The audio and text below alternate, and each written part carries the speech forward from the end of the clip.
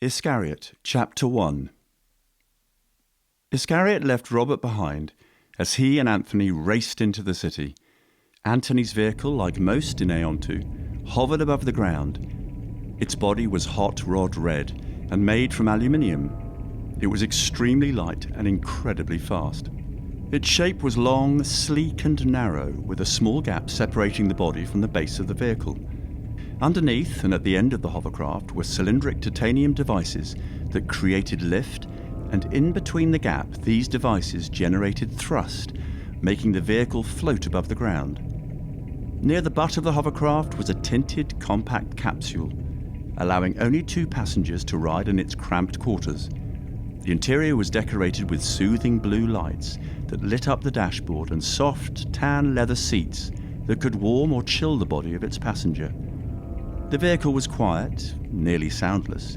So too was it efficient, as it was powered not by wind or solar, but the purest form of energy known as cold fusion. The craft purred down the dark and isolated roads with not a soul in sight, and the moon's glow bounced off the snow-dusted fields as the 2 men cruised through the barren countryside.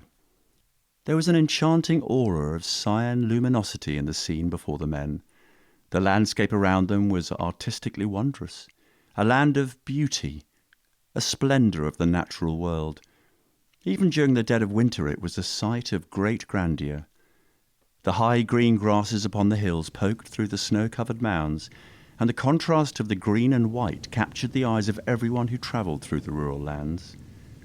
The cliffs to the east looked to cut the ocean below, yet it was the ocean that sharpened the blade of the land.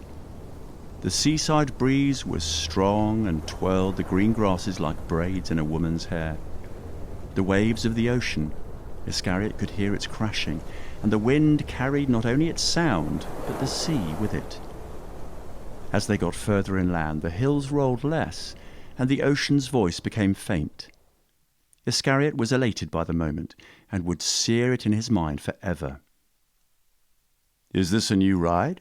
Iscariot asked Antony. "Yeah, just came out to market yesterday. It's the new Uriel 111, Antony replied. "I love it. I might have to borrow this from you." "Well, let me show you how fast this baby can go. You'll really want one then," Antony teased excitedly. Pedal to the floor, the speed nearly took the wind out of both Antony and Iscariot as it accelerated from 60 to 120 in 1.2 seconds. They both screamed in delight at the speed of the craft. "Whoa, yes!" Iscariot screamed at the top of his lungs. "I gotta get one of these!" He was beaming in absolute joy. The thrill of the ride died down, and the lonely farm roads fell to the wayside as the 2 entered the bright and hectic commotion of the city. It was late, near 11 at night, but the city of Buna was alive with blinding lights, a symphony of sounds, and hordes of people from all the cultures in the world.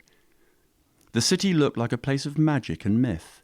The streets were covered in snow, while flurries trickled down from the grey clouds above, and along the walkways were street lights that floated in the air like fireflies, giving off a mystical yellow flare.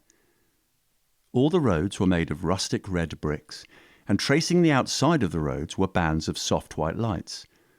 Many of the older buildings were made out of stone and concrete, chiselled and formed in timeless splendour, while the more modern structures were made out of steel and glass, but mimicked their ancient counterparts. The city felt as if the past had met the future, and the 2 eras melded into one.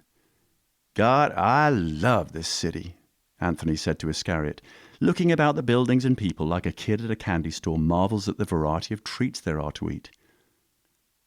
"It is beautiful, isn't it?" Iscariot asked, falling under its spell, much like Antony was.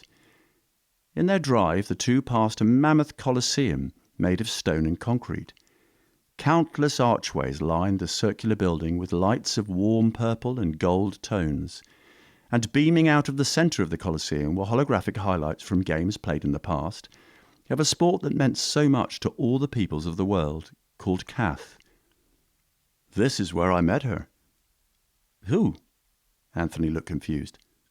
"My wife," Iscariot answered. "I can remember every detail. It was a week before Yule, and the Mastodons were playing against the Bearfins to make the playoffs. Robert had gotten tickets for me, and I remember it being cold as the poles and wicked as the devil himself. I thought my ass might get frostbit. So cold I thought my nuts had fallen off, and so I went to get some Shockloid to warm myself up. I was wiggling like a twig in the wind. So then I get my drink, and as I'm going back to my seat, I see this stunning woman bundled from head to toe, shivering so bad her legs were shaking. And I have no idea what to say to her, but I know I want to say something. Like a gobshite, I'm walking in circles, having a bull's notion, trying to find the right words. And then I see her looking at me with this perfect smile. And I'm a deer in the headlights. I'm just standing there like a fool. So with nothing prepared, I walk up to her and say, "Here, you look cold. This'll warm you up." She looked at me with her creamy nectar eyes. The snow started falling heavily. And I knew right there, I'd love this woman forever. Anthony poked fun at him when he finished the tale. "What a dreamy story, lover boy." "Ah, shut up, you gobshite, and turn right. There's the hospital," he instructed.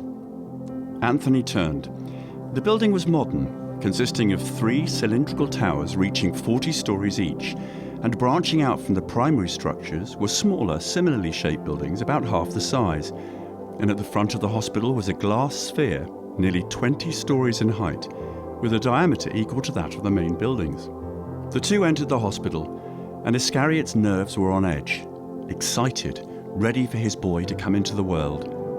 Seconds after they entered the building, a peppy, doe-eyed nurse approached them and directed Iscariot into the birthing room, where his wife was calmly in the beginning stages of giving Iscariot a son.